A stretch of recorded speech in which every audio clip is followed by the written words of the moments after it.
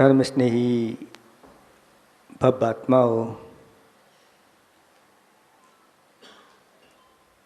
हमारा राम राज्य खो गया है और हमें उसे प्राप्त करना है। राम राज्य कहो या आत्मराज्य कहो, एक अर्थवाची है। बाहर की ओर चले जाते हैं तो राम राज्य होता है और भीतर की ओर चले जाते हैं तो आत्मा राम आत्मराज्य होता है। बरसों से इस राज्य पर अन्य लोगों ने अपना आधिपत्य जमा लिया है और हम शांत बैठे हैं, दूर बैठ कर के नज़ारा देख रहे हैं अथवा उसी राज्य में बैठ कर के कुछ कर नहीं पा रहे। आचार्य भगवंत ने एक दोहा लिखा है, बस में हो सब इंद्रियां, मन पर लगे लगाम, वेग बड़े निर्वेग का, दूर नहीं शिव धाम। शिव धाम बहुत पास आ जाएगा अगर इस गुरुदेव के दोहे को आत्मसात कर लिया जाए तो।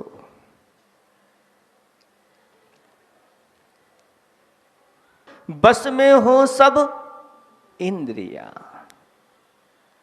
5 इंद्रियां मिली हुई हैं। इस 5 इंद्रिय के अपने अपने विषय होते हैं। 5 इंद्रिय के विषय कितने होते हैं? 8। फिर इसके बाद रसना इंद्रिय के कितने हैं? 5। तो कितने हो गए?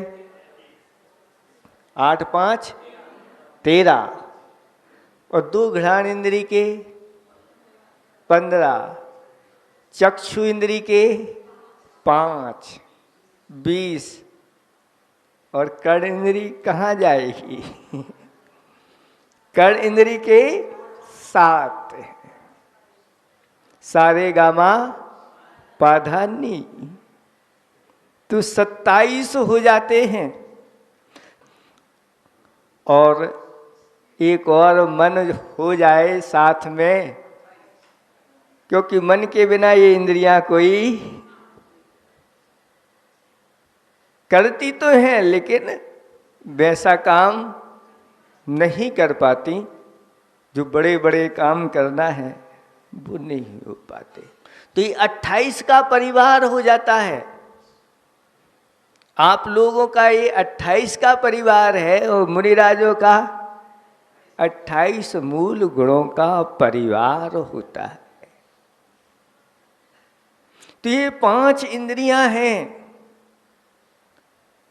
और मन हो गया वेग बड़े निर्वेग का। निर्वेग का वेग क्या है? तो आचार्य भगवंतों ने कहा 4 कषाएं, क्रोध मान माया लोभ है। 5 इंद्रियां और ये 4 कषाय, ये 9 दुर्ग हैं। क्या हैं? ये 9 ऐसे दुर्ग हैं, इनको जीतना आवश्यक है। और जो इन 9 दुर्गों को जीत लेता है वास्तव में वही 9 दुर्गा कहलाता है। ऐसा योद्धा जिसने इन 9 दुर्गों को जीत लिया, 5 इंद्रियां और 4 कसाय। और अगर मन को भी जीत लिया तो दशहरा आपके जीवन में विजयदशमी आ जाएगी। हमारे आचार्य भगवंतों ने यही कहा है, कब वो दिन आएगा जब हम भी विजयदशमी मनाएंगे। क्योंकि हमारा मन रावण भी है और हमारा मन राम भी है। जब यह मन रूपी रावण अपने संयम के पिटारे से बाहर निकल जाता है तो फिर वह सबके द्वारा दुत्कारा जाता है, सबके द्वारा वह निंदनीय हो जाता है। और जब हमारा यह मन संयम रूपी पिटारे में रहता है तो राम और महावीर की तरह पूजा जाता है, सभी लोगों के द्वारा सम्माननीय हो जाता है। एक राजा अपनी राजगद्दी पर बैठा हुआ है। उस राजा के सामने एक बालक को उपस्थित किया जाता है और राजा से कहा कि राजा, ये बहुत बुद्धि संपन्न बालक है, पाठशाला पढ़ने वाला है और बहुत ही होनहार है। उससे पूछा, क्यों, तुम जानते हो चक्रवर्ती किसे कहते हैं? तो बालक कहता है, हाँ हम जानते हैं चक्रवर्ती किसे कहते हैं। किसे कहते हैं? तो कहा, जो 6 खंडों का अधिपति होता है वह चक्रवर्ती कहलाता है। तो बालक से पूछा, क्या तुम चक्रवर्ती बनना चाहोगे? तो कहता है, हाँ मैं भी चक्रवर्ती बनूंगा। राजा कहता है, वाह। राजा कहता है, तुम्हारे पास क्या है? चक्रवर्ती वो बनता है जो 6 खंडों को जीतता है। तुम्हारे पास मुट्ठी भर भी सेना नहीं है, कोई ग्राम नहीं है, सेनापति मंत्री आदि कुछ भी तो नहीं है तुम्हारे पास। तुम कैसे चक्रवर्ती बनोगे? तो वह कहता है, राजन मैं वो वाला चक्रवर्ती नहीं बनूंगा, मैं वो वाला चक्रवर्ती बनूंगा। राजा कहता है, वो वाला चक्रवर्ती नहीं और वो वाला चक्रवर्ती, ऐसा कौन से चक्रवर्ती की बात कर रहे हो? मैं वो वाला चक्रवर्ती बनना चाहता हूं जिनके चरणों में आकर के चक्रवर्ती नतमस्तक हो जाता है। तो वो चक्रवर्ती कौन? जिन्होंने 5 इंद्रिय रूपी मलेच्छ खंड के ऊपर विजय प्राप्त कर ली है और एक मन रूपी आर्य खंड को जिन्होंने जीत लिया है, ऐसे वह चक्रवर्ती मैं बनना चाहता हूं। बालक की उम्र ज्यादा नहीं थी, बालक छोटा था, 12-13 साल का हो सकता है। बालक की बातें सुनकर के राजा को बड़ा अच्छा लग रहा है, वही बहुत बड़ी बात कर रहा है। तो राजा ने कहा, तुम बहुत योग्य हो और मैं तुम्हें अपना आधा राज्य देता हूं, अच्छे से तुम इस राज्य को करो। तो बालक कहता है, मुझे ये राज्य नहीं चाहिए।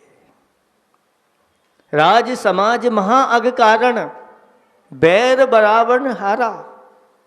ये तो पाप के लिए कारण है, बैर बढ़ाने वाला है। मैं तो ऐसा राज्य करूंगा, मुझे स्वराज्य चाहिए। स्वराज्य हमारा जन्म सिद्ध अधिकार है। और राजन, मैं जा रहा हूं, मुझे आपका राज्य नहीं चाहिए, मैं तो संयम धारण करूंगा। राजा उस बालक से ऐसा प्रभावित हुआ, वह कहता है, बालक रुक, तेरे साथ मैं भी चलूंगा। और राज्य छोड़ करके बालक के साथ हो गया। और बालक और राजा ने दोनों ने दीक्षा को धारण कर लिया। बस में हो सब इंद्रियां, मन पर लगे लगाम। और वेग बढ़े निर्वेग का, दूर नहीं शिव धाम। आचार्य भगवत ने कितना अच्छा रथ तैयार किया है। इस रथ में घोड़े लगे हुए हैं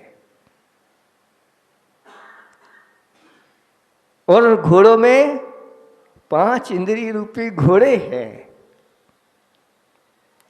और मन भी है और सब में लगाम लगा करके वह बैठा हुआ है। और वेग बढ़े, इतने वेग से जा रहा है। कहाँ जा रहा है? शिव धाम।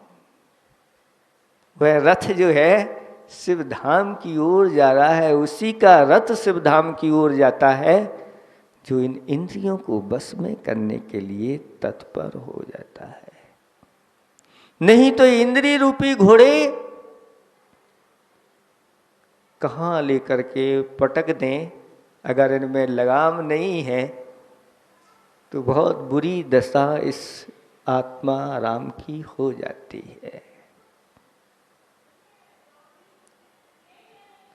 इसलिए आचार्य भगवंतों ने कहा कि एक एक इंद्रिय बहुत दुर्लभता से मिली है। एक इंद्रिय में रह करके अनादिकाल से निगूढ़ में वास किया है। एक इंद्रिय मात्र 18 बार जन्म और मरण प्राप्त किया है।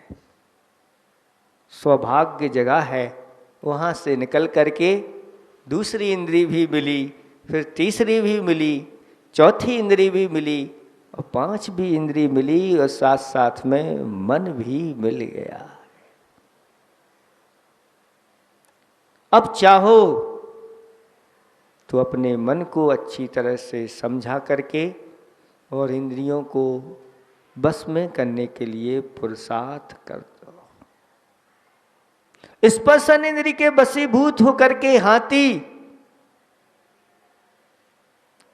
महावतों के बस में हो जाता है। ऐसा हाथी जिसकी चिंगाड़ सुन करके सिंह भी आगे आने में सोचने लगता है और अगर मद चढ़ जाए तो फिर उसके आगे कोई खड़ा नहीं हो सकता। ऐसे उस हाथी को शिकारी लोग बस में कर लेते हैं। क्या करते हैं? एक गड्ढा करते हैं, उस गड्ढे को ऊपर से ढक देते हैं और सामने एक हथनी का चित्र हूबहू खड़ा कर देते हैं अथवा कोई हथनी ही उधर खड़ी कर देते हैं और मद में चूर हो करके जब वह आता है और गड्ढे में गिर जाता है। और एक दिन निकलता है, धीरे धीरे मद शांत होता चला जाता। 2 दिन हो जाते हैं और शांत हो जाए। 3 दिन में एक तेला हो गया, हाथी का तेल निकल गया, शांत हो गया। अब उसकी भूख इतनी तेज लगी है हाथी के लिए। हाथी की खुराक जानते हैं आप लोग, इसलिए कहते हैं भैया मुफ्त में भी हाथी मिले तो लेना मत क्योंकि उसकी खुराक सामान्य नहीं होती है। हाँ, राजा महाराजा आप हो तो बात अलग है, नहीं तो नहीं लेना।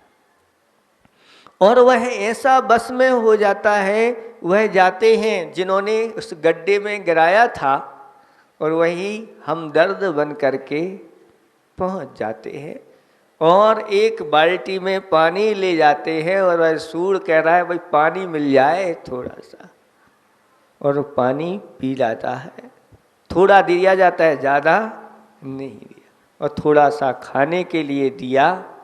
अब तो बस बार बार वह यही कहता है कि अभी हमारे बचाने वाले हेतु हैं, और वो सारे के सारे जो महावत होते हैं उससे कहते हैं बैठो तो बैठ जाता है, खड़े हो जाओ तो खड़े हो जाता है, एक पैर उठाओ तो एक पैर उठाता है, दोनों उठाओ तो दोनों उठाता है, और तीन पैर उठाओ तो तीन भी उठा देता है, एक पैर पे खड़ा हो जाता है।